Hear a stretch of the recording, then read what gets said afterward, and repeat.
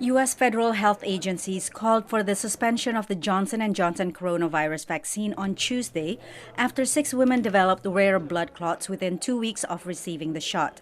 Experts say the clots were observed in the sinuses of the brain. One woman died.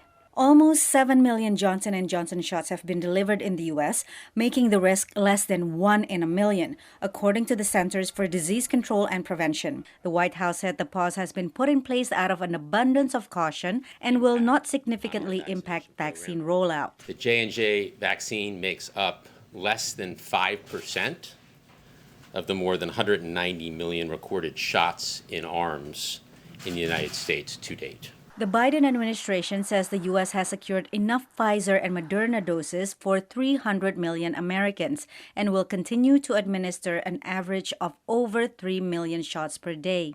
Still, the Johnson & Johnson suspension is expected to scare off those already hesitant to get vaccinated. That's about 20% of Americans, according to polls. It will also make it harder to reach underserved communities since J&J doses do not have to be stored at ultra-cold temperatures and is the only single-shot vaccine being used in the U.S. Think about homeless populations, where it's very difficult to find those people a second time. So even if you go out to, mobile clinics to certain populations, it's just very hard to get to them twice. And so a single dose vaccine is a great tool for that kind of vaccine outreach. Meanwhile, several countries have either suspended the AstraZeneca vaccine or stopped giving it to younger people, also due to the potential danger of rare blood clots. The J&J vaccine and the AstraZeneca vaccine are made in very similar ways, different from Moderna and Pfizer. And of course, one of the questions is, if this blood clotting event is related to the vaccines, what's special about these vaccines that might induce these blood clotting events?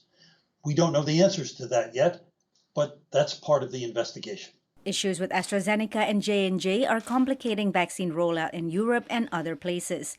But the executive director of the European Medicines Agency, Emmer Cook, insists that the risk of death from COVID-19 is much greater than the risk of side effects.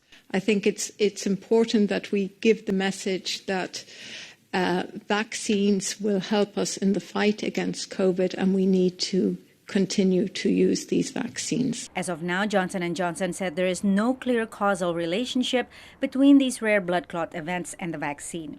Patsy Widakuswara, VOA News.